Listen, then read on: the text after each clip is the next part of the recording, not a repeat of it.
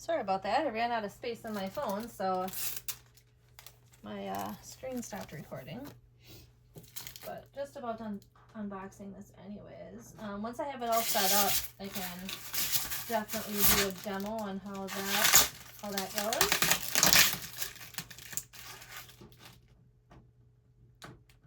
This blue tape reminds me of the tape that they put on printers to keep everything sealed and closed while shipping. And sometimes it can be super sticky. There we go.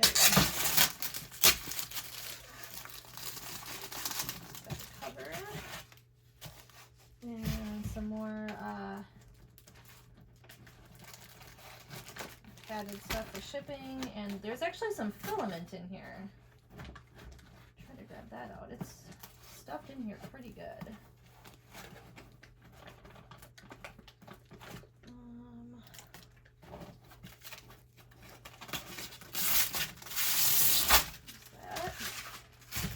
I did order some, this one's burnt titanium filament. I did order some other filament.